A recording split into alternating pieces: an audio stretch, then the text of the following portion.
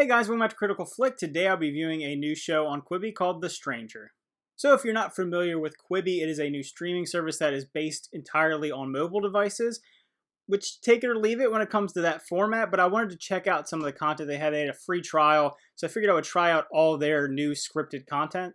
So The Stranger is a story of a girl named Claire who has moved out to Los Angeles from Kansas, and one night she pulls up in her rideshare vehicle to pick up a passenger, and it completely changes her life because this passenger turns out to be a horrific person that is just hunting her down. I have to say, of all these shows that I watched on this platform, this was probably my favorite by far because I do really enjoy a horror thriller aspect, and it works really well for the formatting on this app because each episode is like an hour of the day that's going on, the hour of the night the events are taking place. And I think that utilizes that pretty well. And also it gives the ability of the show to build tension. This person's being hunted, they're being tracked down. You have those elements that make thrillers interesting and really hook you in, and it keeps you captivated. With each episode only being about 5 to 8 minutes long, you're able to get a lot of tension and a lot of action happening in those short bursts of time. So Maika Monroe plays Claire, the main protagonist in the show, and I've loved some of her work in other horror and thriller films, whether it be It Follows or The Guest, which is a criminally underrated movie, a fantastic film.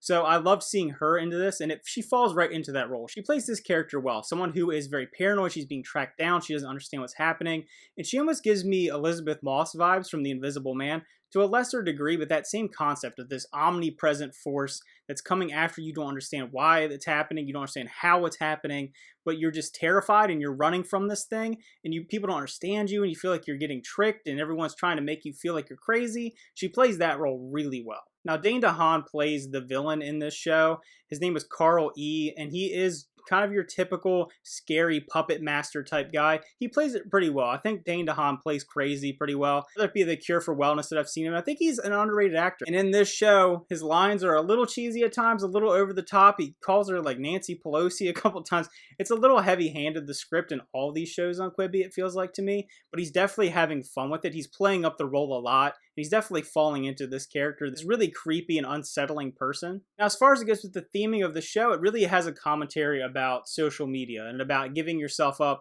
too much to strangers. People are able to track this information, putting yourself out there into the internet and having people be able to find out who you are and everything about you. It has a Black Mirror feel to it. That's why I'm wearing my Black Mirror sweatshirt, because it gave me those vibes, and it's one of my favorite shows. So I think they executed well on that level. It also plays on this idea that people's lives are determined by algorithms. The villain of this show constantly references the fact that he knows what's going to happen. He knows the outcome of everything. Everything's predictable. Claire is just a person that can't change her fate. And it's just her kind of rising up against that unstoppable force. So I liked that theming. But that's not to say that the show is not without its faults. It does have a pretty abrupt ending, in my opinion. And that seems to be a common trend on all the shows that I've watched on Quibi, because I don't know, I feel like you're not able to get a satisfying ending in a little 8-minute long episode at the end, so it really doesn't have the greatest payoff in the world. But all that being said, it's a pretty well executed show on a new platform. It had some solid performances, definitely gave out great atmosphere. So those are my thoughts on The Stranger on Quibi. If you've checked out Quibi at all,